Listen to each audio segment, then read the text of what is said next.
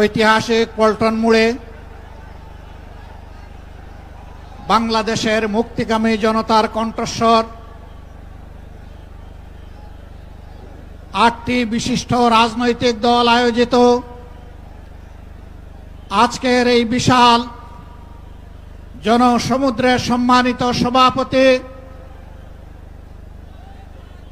বিশিষ্ট আলেমে দ্বীন ইসলামী আন্দোলন বাংলাদেশের সম্মানিত আমির জনাব সৈয়দ ফজলুল করিম রেজাউল করিম পীর সাহেব চরমোনাই, মঞ্চে বসা বন্ধু সংগঠন সমূহের সম্মানিত শীর্ষ নেতৃবৃন্দ, আজকের এই জনসমুদ্রে হাজির জুলাই বিপ্লবের সহযোদ্ধা সংগ্রামী সাথী এবং বন্ধুগণ, গণমাধ্যমের সম্মানিত বন্ধুগণ, আমরা মহান আল্লাহ তাআলার শুকরিয়া আদায় করছি। জুলাই বিপ্লবের মধ্য দিয়ে ফ্যাসিবাদের পতন হওয়ার কারণেই আজ পল্টন মোড়েও এই সমাবেশ অনুষ্ঠিত হতে পারছে। আলহামদুলিল্লাহ রাব্বিল আলামিন। প্রিয় দেশবাসী, আসরের নামাজের সময় আসন্ন হয়, আমি খুব সংক্ষেপে দুই একটি কথা বলেই সভাপতি সাহেবকে আমরা তার বক্তব্য প্রদান করার জন্য আহ্বান জানাবো ইনশাআল্লাহ। আমাদের দাবি খুব বেশি নয়, অস্পষ্ট নয়, দাবি কম, খুবই সুস্পষ্ট। 1 নম্বর দাবি হচ্ছে জুলাই বিপ্লবকে স্বীকৃতি দিতে হবে। যারা জুলাই বিপ্লব মানবেন না তাদের জন্য 26 সালে কোনো নির্বাচন নাই। 26-এর নির্বাচন দেখতে হলে আগে জুলাই বিপ্লবের স্বীকৃতি লাগবে। আর জুলাই বিপ্লবের স্বীকৃতি দিতে হলে জুলাই সনদের আইনি ভিত্তি দিতেই হবে। এই আইনি ভিত্তি ছাড়া কোনো নির্বাচন অনুষ্ঠান হওয়ার কোনো সম্ভাবনা নেই।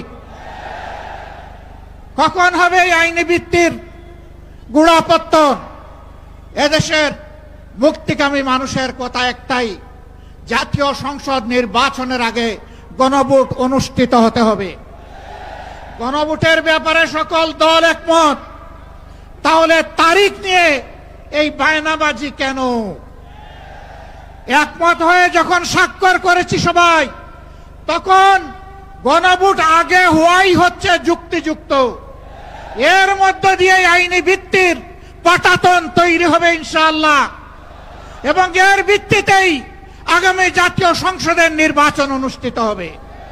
ওই নির্বাচন যখন অনুষ্ঠিত হবে তখন আর কোনো সংশয় সন্দেহ থাকবে না। আমরা চাই আগামী ফেব্রুয়ারিতে রোজার আগেই জাতীয় সংসদ নির্বাচন অনুষ্ঠিত হোক। এইটা দিয়ে কেউ ধূম্রজাল সৃষ্টি করার পায়তারা চালাবেন না, উদূর পিণ্ডি বুদির গড়ে ফেলবেন না। আমরা জাতীয় ঐক্যমত কমিশনে গিয়ে সকল দল আমাদের মতামত দিয়েছি। এই 8 দলের পক্ষ থেকে ডজন খানেক নোট অফ ডিসেন্ট আমরা দেই নাই। আমরা প্রস্তাবনা যৌক্তিক মনে করে সেখানে আলাপ আলোচনায় আমরা ইতিবাচক মত দিয়েছি। এরপরে সংখ্যাগরিষ্ঠ দলের মতামতের ভিত্তিতে একটা চার্টার তৈরি হয়েছে। এটি হচ্ছে গণতন্ত্রের কথা, যে সংখ্যাগরিষ্ঠ যা বলবে বাকিরা তাই মেনে নেবে। কিন্তু আমরা দেখলাম না, কেউ কেউ তা মেনে নিতে রাজি নন। জুলাই সনদেই যদি আপনি গণতন্ত্রের প্রতি শ্রদ্ধা না দেখান, জাতীয় নির্বাচনে আপনি শ্রদ্ধা দেখাবেন কিভাবে? এই জায়গায় আসতে হবে। সকল বায়না ভুলে যান, জুলাই শহীদের রক্তের প্রতি সম্মান দেখান। জুলাইয়ে যারা লড়াই করেছে বুক টাট করে, যারা পঙ্গু আহত হয়ে এখনো দুঃখে দুঃখে কষ্ট করছে, মেহরবানি করে তাদের বুকের ভাষা বুঝার চেষ্টা করুন। আমার ভাই আল্লামা মামুনুল হক সাহেব বলেছেন, লড়াই করে ফ্যাসিবাদ বিদায় করেছি, লড়াই করে জনগণের দাবি আদায় করব। আমি স্পষ্ট ভাষায় বলতে চাই, কোনো দলের নয়, জনতার বিজয় হবে ইনশাআল্লাহ। জনতা কি চায় কান পেতে শোনার চেষ্টা করুন। যদি এই ভাষা বুঝতে ব্যস্ত হন, তাহলে নিজের পরিণতির জন্য যে বুঝতে ব্যর্থ হবেন তাকে তৈরি থাকতে হবে। আমরা কথা দিচ্ছি বাংলাদেশের জনগণকে, আমাদের সহযোদ্ধারা আমাদের হাতে এনে মুক্তির প্রাথমিক পরিবেশটা উপহার দিয়েছে। আমরা জনগণের মুক্তি আদায় করেই গড়ে ফিরবো ইনশাআল্লাহ। আমরা ভদ্র ভাষায় কথা বলছি, ভদ্র ভাষায় কথা বলবো, কিন্তু আমাদের দাবির ব্যাপারে আমরা হিমালয়ের মতো অনড় থাকব। কারণ এই দাবি জনগণের দাবি, কোনো দলের দাবি নয়। এই দাবি বিপ্লবের দাবি, এই দাবি ফ্যাসিবাদের দাবি নয়। অতএব ফ্যাসিবাদের দাবির কাছে বাংলাদেশের জনগণ মাথা নত করবে না। তৈরি হন। যতক্ষণ পর্যন্ত জনগণের দাবি আদায় না হবে, আমাদের আন্দোলন দুর্বার গতিতে চলতে থাকবে ইনশাআল্লাহ। আজই শীর্ষ নেতৃবৃন্দ এই মিটিং এর পরে আমরা মিলিত হচ্ছি। পরবর্তী কর্মসূচি যথাশীঘ্রই আপনারা জানতে পারবেন।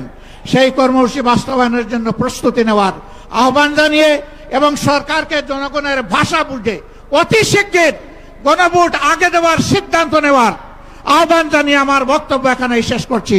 আল্লাহ হাফেজ। বাংলাদেশ জিন্দাবাদ। আর দলীয় আজকের এই সমাবেশ জনগণের দাবি আদায়ের পাঠাতন হোক। আসসালামু আলাইকুম ওয়া রাহমাতুল্লাহ। সংগ্রামী জনতা, আজকের এই মহাসমুদ্রের সভাপতির বক্তব্য নিয়ে আসছেন ইসলামী আন্দোলন বাংলাদেশের সংগ্রামী আমির, জাতীয় ঐক্যের অন্যতম রূপকার, বঙ্গ অভিভাবক হযরত মাওলানা মুফতি সৈয়দ মোহাম্মদ রেজাউল করিম পীর সাহেব চরমনাই এখন সভাপতির বক্তব্য রাখবেন। নারা তাকবীর, নারা তাকবীর।